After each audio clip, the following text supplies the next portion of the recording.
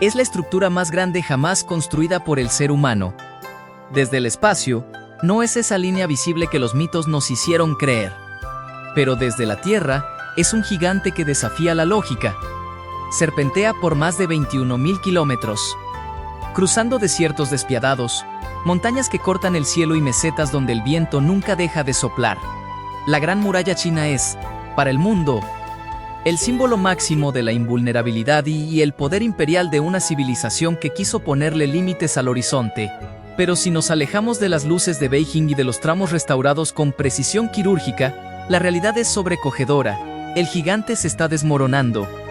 Mientras millones de turistas se toman fotos en Berlín, el resto de la muralla, el 90% de ella, está librando una batalla silenciosa y desesperada.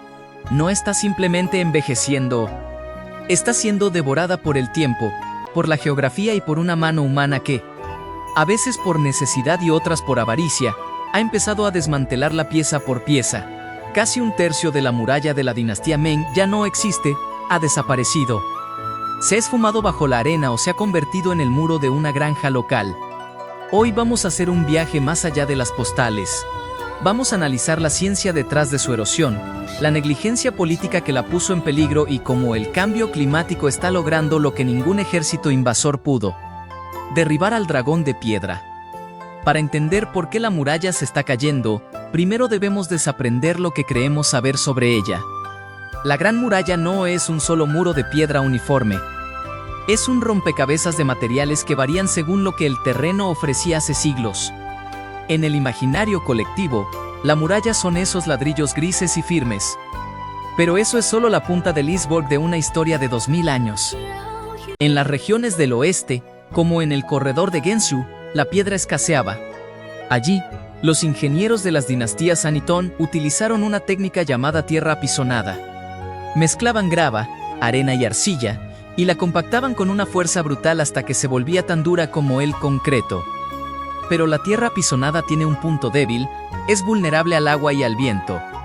Sin el mantenimiento que los ejércitos imperiales le daban cada año, este material vuelve gradualmente a su estado natural. Hoy, lo que antes eran torres de vigilancia de 10 metros, son montículos informes que parecen colinas naturales. Incluso en los tramos más modernos, los de la dinastía Meng, la química juega en contra. ¿Sabían que el secreto de su resistencia era el arroz? Los constructores mezclaban una pasta de arroz pegajoso con cal para crear un mortero excepcionalmente fuerte. Esta mezcla sellaba los ladrillos de tal forma que ni siquiera las plantas podían crecer en las grietas. Pero el arroz es materia orgánica. Después de 600 años de exposición a la humedad extrema y a los cambios químicos del suelo, ese pegamento se está biodegradando. Cuando el mortero falla, el muro no se agrieta. Se desploma como un castillo de naipes. La geografía es el otro verdugo. La muralla atraviesa zonas de alta actividad sísmica y laderas, con una inclinación que desafía la gravedad. La erosión eólica en el desierto de Gobi funciona como un chorro de arena industrial constante. El viento transporta partículas de cuarzo que golpean la base de los muros día y noche, erosionando la parte inferior hasta que el peso de la parte superior hace que la estructura colapse por su propio peso. Es irónico, pero el mayor enemigo de la muralla no ha sido el tiempo, sino la gente a la que se suponía debía proteger. Durante siglos, tras el fin de la era imperial, la muralla perdió su valor estratégico. Se convirtió en una cicatriz en el paisaje que nadie quería cuidar. En las zonas rurales más remotas, la muralla fue tratada como una cantera gratuita e infinita. Durante la Revolución Cultural en los años 60 y 70, la destrucción fue sistemática. Se alentó a los campesinos a utilizar los viejos ladrillos para construir infraestructura útil.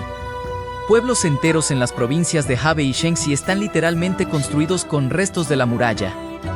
Vas caminando por una aldea y ves una posilga para cerdos donde los ladrillos tienen grabados sellos imperiales del siglo XV. Es un canibalismo arquitectónico que ha borrado kilómetros de historia.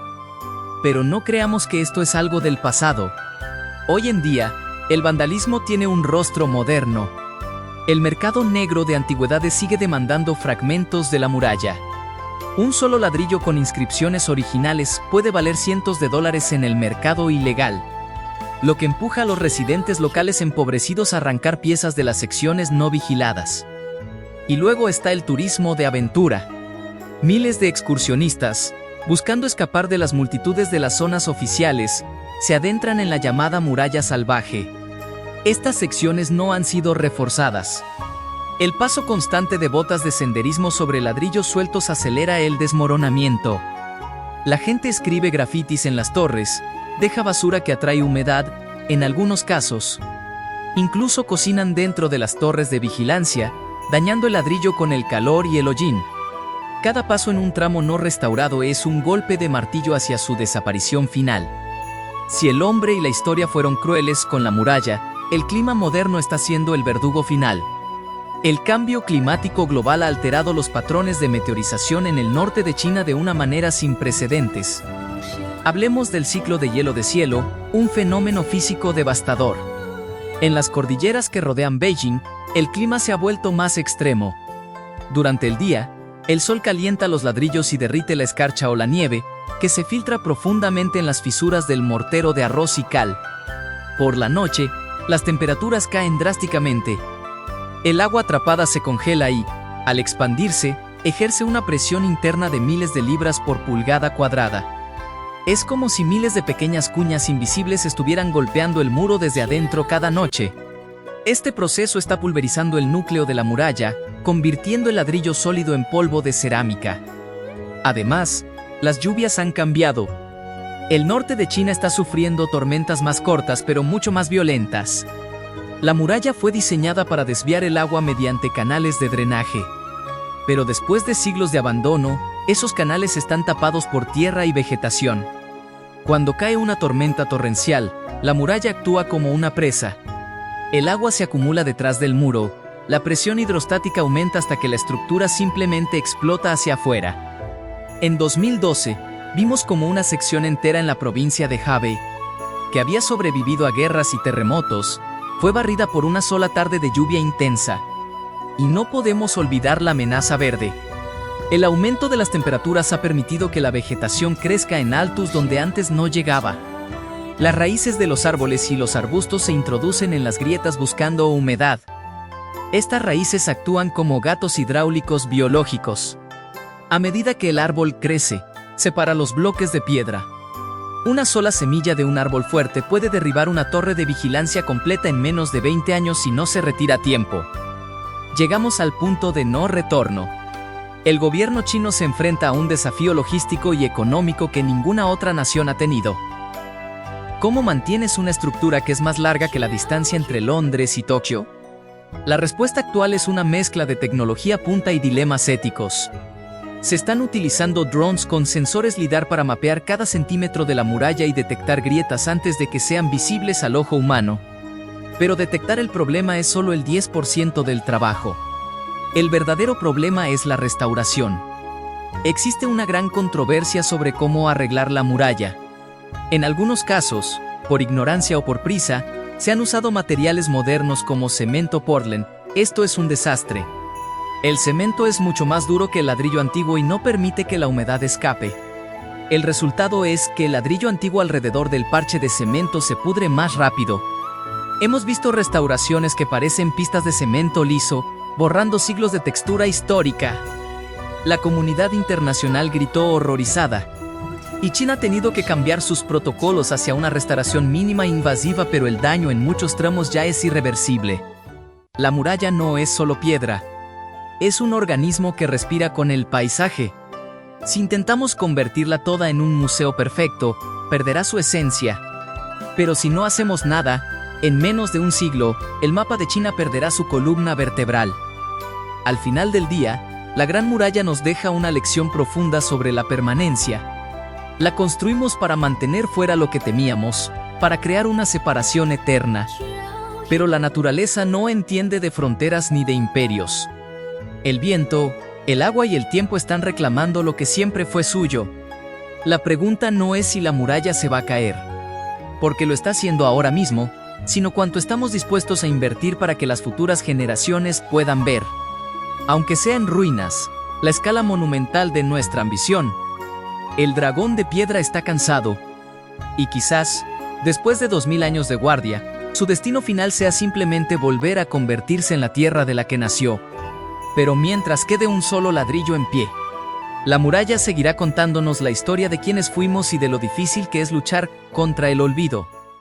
Pero ahora quiero saber qué piensan ustedes. Si tuvieran el presupuesto y el poder para decidir, ¿invertirían miles de millones en reconstruir cada kilómetro de la muralla o dejarían que la naturaleza siga su curso y que la estructura muera con dignidad? Los leo aquí abajo en los comentarios. Siempre se arman debates súper interesantes y trato de responder a los primeros que lleguen. Si este viaje por las ruinas de la Gran Muralla les ha gustado, no olviden reventar ese botón de like. Parece un gesto pequeño, pero a nosotros nos ayuda muchísimo a que el algoritmo de YouTube le enseñe este video a más personas que, como tú, aman la historia y la ciencia. Si es la primera vez que pasas por el canal, considera suscribirte y activar la campanita. Aquí exploramos los misterios de nuestro mundo desde una perspectiva diferente, y no quiero que te pierdas el próximo video que ya estamos preparando. Muchas gracias por quedarse hasta el final y por dedicarle estos 17 minutos a la historia de este gigante que se desmorona. Valorar nuestro pasado es la única forma de entender hacia dónde vamos. Yo soy Historias Históricas, y nos vemos en el próximo video. Hasta la próxima.